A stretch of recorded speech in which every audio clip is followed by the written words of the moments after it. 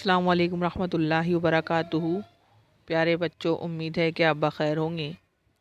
پچھلے لیسن میں ہم نے پڑھے تھے طہارت نمبر 2، اس کے اندر میں نجاست حکمی کے بارے میں پڑھے تھے۔ اس کے اندر میں ہم پڑھے تھے نجاست حکمی، نجاست شرعی، حد سے اصغر، حد سے اکبر، وضو کے فرائض، وضو کی سنتیں، وضو کے مکروہات۔ اب ہمارے ذہن نظر چلے گا غسل۔ اب غسل کیا ہے یہ دیکھیں گے ہم۔ نجاست حکمی سے پاک ہونے کا ایک طریقہ غسل بھی ہے نا، آپ کے ذہن نظر دکھ رہا ہوگا۔ نجاست حکمی سے پاک ہونے کا ایک طریقہ غسل بھی ہے۔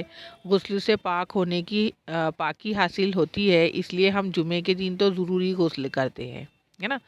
نجاست سے پاک ہونے کا ایک طریقہ کیا بتلایا گیا ہے؟ غسل بتلایا گیا ہے۔ ہم ایسی جگہ بیٹھ کر غسل کرتے ہیں جو پاک بھی ہو اور جہاں آڑ بھی ہو، ہے نا۔ آڑ میں بھی ہم غسل کرتے ہیں تاکہ ہم پر کسی کی نظر نہ پڑے۔ پہلے ہم گٹھوں تک ہاتھ دھوتے ہیں، پھر ضرورت ہو تو استنجا کرتے ہیں، ہے نا۔ دیکھو طریقہ بتلایا گیا ہے، آپ کو غور سے سننا ہے اور اسی کے اوپر میں عمل کرنا ہے، ٹھیک ہے۔ پھر ضرورت ہو تو استنجا کرتے ہیں، استنجا بھی بتا دیے تھے کیا ہے۔ پھر پورا وضو کرتے ہیں، وضو کا بھی بتلا دیا کس طرح ہے۔ وضو کے بعد بدن پر اچھی طرح پانی بہا کر خوب مل مل کر بدن صاف کرتے ہیں، اور پھر دو بار پانی بہا کر بدن کسی کپڑے یا تولیے سے اچھی طرح پوچھ لیتے ہیں، ہے نا۔ پہلے گٹھوں تک ہاتھ دھوتے ہیں، پھر ضرورت ہو تو استنجا کرتے ہیں، پھر پورا وضو کرتے ہیں، پھر اس کے بعد جو ہے تو بدن پر پانی بہاتے ہیں، پھر جو ہے تو صاف کرتے ہیں۔ اب کیا طریقہ ہے، کیسا ہے، اس کے بھی فرائض وغیرہ ہے جو ہم دیکھیں گے انشاءاللہ۔ آپ کو آگے دیکھنا ہے کہ اس کے بعد یہ فرمایا گیا ہے کہ وضو کے فرائض جیسا غسل کے فرائض جیسا وضو کے فرائض بتلائے گئے تھے، ویسے غسل کے فرائض ہے۔ غسل کے فرائض یہ آپ کو یاد کرنا ہے بیٹے، آپ کے زیر نظر دکھ رہا ہوگا غسل کے فرائض۔ غسل میں 3 فرائض ہیں: خوب اچھی طرح کلی کرنا، ناک میں پانی ڈال کر اچھی طرح صاف کرنا، پورے بدن پر ایک بار خوب اچھی طرح پانی بہانا کہ جسم کا کوئی حصہ بال برابر بھی سوکھا نہ رہ جائے۔ سمجھ میں؟ غور سے دیکھو واپس سے۔ نمبر 1 پہلے خوب اچھی طرح کلی کرنا، نمبر 2 ناک میں پانی ڈال کر اچھی طرح صاف کرنا ناک کی نرم ہڈی تک، پورے جسم پر خوب اچھی طرح پانی بہانا کہ جسم کا کوئی حصہ بال برابر بھی حصہ سوکھا نہ رہے۔ اس کا طریقہ یہ فرمایا گیا کہ پہلے تو ہم کو ناک میں پانی ڈالنا ہے، پہلے تو سب سے پہلے ہم کو وضو کرنا ہے، گٹھوں تک ہاتھ دھونا ہے، نہا لیے ہم نے، گٹھوں تک ہاتھ دھو لیے، استنجا کر لیے، پھر اس کے بعد ہم وضو کریں گے جس طرح وضو کا طریقہ ہے وضو کریں گے۔ پھر اس کے بعد جو ہے تو ہم غسل کی نیت سے پہلے ناک میں پانی ڈالیں گے، ہے نا، اچھی طرح واپس سے کلی کریں گے غرغرہ کے ساتھ۔ پھر اس کے بعد ناک کے نرم ہڈی تک پانی پہنچائیں گے، پھر اس کے بعد پورے بدن پر اس طرح پانی بہائیں گے کہ بال برابر حصہ بھی سوکھا نہ رہے۔ اگر ہمارا ذرا سا بھی حصہ سوکھا رہ جائے گا تو ہمارا غسل مکمل نہیں ہوگا اور ہم کو پاکی حاصل نہیں ہوں گی۔ اس لیے دھیان سے جو ہے تو ہم جب غسل لے رہے ہیں تو پوری طرح اچھے سے غسل لیں اور اس کے ان فرائض کو ادا کریں۔ یہ فرض ادا نہیں ہو رہے، غسل نہیں ہوگا، یاد بھی کرنا اس کے ساتھ۔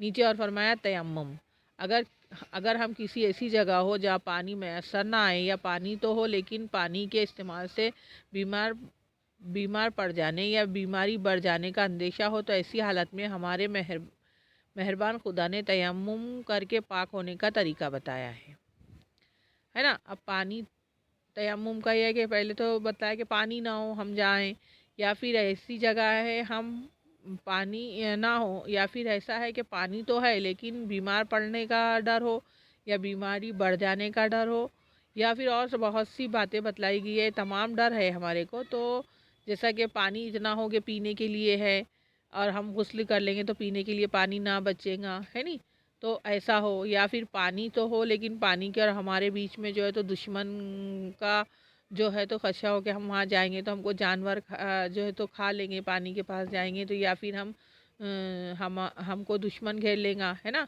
1 میل کے اندر اگر پانی ہے تو ہم تیمم نہیں کریں گے، لیکن 1 میل کے باہر ہے تو ہم تیمم کریں گے، لیکن 1 میل کے اندر ہے تو اس میں بھی اعراض ہے کہ بیمار پڑ جانے کا ڈر ہو، یا پھر بیماری بڑھنے کا ڈر ہو، یا پھر جو ہے تو پانی تو اتنا ہو ہمارے پاس کہ ہم پی سکتے ہیں، صرف پی سکتے ہیں، نہا نہیں سکتے، یا پھر دشمن کا خوف ہو، یا ہم اگر وہ پانی کے لیے چلے جائیں گے تو ہمارا مال و متاع لٹ جانے کا ڈر ہے، اور بہت سے بھی اعراض ہے جو ہم نے مختصر بتلائے۔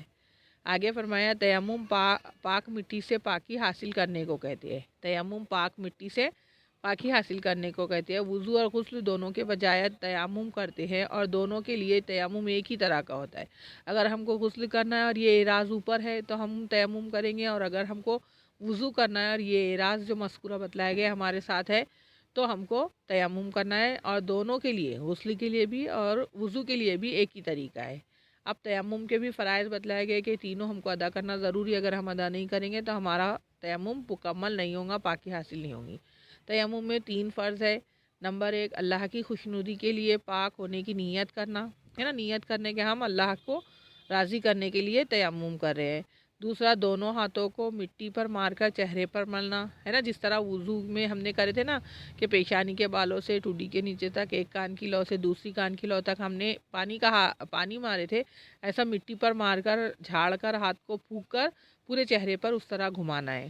نمبر 3، پھر دوبارہ ہاتھوں کو مٹی پر مار کر کونیوں سمت دونوں ہاتھوں پر ملنا ہے نا۔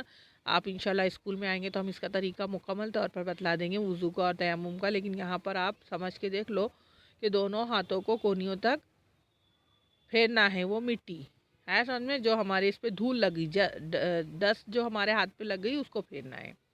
تیمم کا طریقہ ہے کہ پہلے بسم اللہ الرحمن الرحیم کہہ کر اللہ تعالیٰ کی خوشنودی حاصل کرنے کے لیے پاک صاف ہونے کی نیت کرتے ہیں، پھر دونوں ہاتھوں کو ہتھیلیوں کی طرف سے پاک مٹی پر مارتے ہیں، ایسا میں، اور دونوں ہاتھ خوب اچھی طرح اپنے پورے اچھے مارتے ہیں۔ پھر آگے آپ کو دیکھنا ہے، پھر دونوں ہاتھ اچھی طرح اپنے پورے چہرے پر اس طرح پھیرتے ہیں، ہم نے بتا چکے ہیں، لکھا ہوا بھی دیکھ لو، اس طرح پھیرتے ہیں کہ کوئی حصہ نہ رہ جائے۔ پھر دوبارہ دونوں ہاتھوں کو ہتھیلیوں کی طرف سے مٹی پر مار کر پہلے بائیں ہاتھ کو دائیں ہاتھ پر کونیوں سمت اچھی طرح پھیرتے ہیں، ہے نا، الٹے ہاتھ کو سیدھے ہاتھ پر پھیرتے ہیں، اور پھر سیدھے ہاتھ کو بائیں ہاتھ پر کونیوں سمت خوب اچھی طرح پھیر لیتے ہیں، اور اگر چہرے پر داڑھی نکل آئی ہو تو خلال بھی کر لیتے ہیں۔ پہلے الٹے ہاتھ سے سیدھے ہاتھ پر پھیرنا ہے، پھر سیدھے ہاتھ سے الٹے ہاتھ پر پھیرنا ہے۔ کن چیزوں سے تیمم ہو سکتا ہے؟ اگر پاک مٹی نہ مل سکے تو پتھر، کنکر، ریت، چونا، مٹی کی کچی یا پکی اینٹوں یا پتھروں کی دیوار، مٹی کے برتن وغیرہ سے تیمم کیا جا سکتا ہے۔ الحاصل یہ کہ جس چیز پر دھول جم جائے، جس کی دھول نکلے، اس سے تیمم کیا جاتا ہے۔ اگر کسی لکڑی، کپڑے یا کسی اور پاک چیز پر گرد جم جائے، مانا ڈسٹ، دھول جم جائے پڑی ہو، تو اس پر ہاتھ مار کر بھی تیمم کیا جا سکتا ہے۔ غرض یہ ہے کہ ہم کو ڈسٹ لینا ہے نا، دھول لینا ہے۔ خاص غرض پاک صاف رہنے کے لیے اللہ تعالیٰ نے ہمیں بڑی سہولت بخشی ہے۔ خدا کے اس احسان کا تقاضا یہ ہے کہ ہم ہر وقت پاک و صاف رہنے کی کوشش کریں، ہے نا۔ 3 طریقے بتلائے گئے پاک کی، کہ یہاں تیمم کا بھی طریقہ بتلایا گیا، آپ کو خوب اچھی طریقے سے اس کو سننا ہے اور اس پہ غور کرنا ہے، ٹھیک ہے۔ اور اس کے ساتھ ساتھ آپ کو پہلے لیسن میں ہم نے وضو کے فرائض یاد کرنے کے لیے ہوم ورک دیے تھے، اب آپ کو ہوم ورک ہے غسل کے فرائض اور تیمم کے فرائض۔ غسل کا طریقہ اور تیمم کا طریقہ آپ کو یاد کرنا ہے، انشاءاللہ ہم سنیں گے، اپنے پیرنٹس کو بھی سنا دو، اور اسی کے ساتھ ساتھ آپ کو ایگزام کی بھی تیاری کرنا ہے، اور اسی کے ساتھ ساتھ آپ کو جو احتیاط کرنا ہے، جتنی بھی احتیاطی تدابیر بتلائی جا رہی ہے اس پر عمل کرنا ہے، اپنے پیرنٹس کو پریشان نہیں کرنا ہے، گھر سے باہر نہیں جانا ہے، اپنا بھی خیال رکھنا ہے اور اپنے گھر والوں کا بھی خیال رکھنا ہے، اور اسی کے ساتھ ساتھ اسکول اور ٹیچرز لوگوں کو بھی دعاؤں میں یاد رکھنا ہے، ٹھیک ہے۔ اللہ حافظ، خدا حافظ، فی امان اللہ۔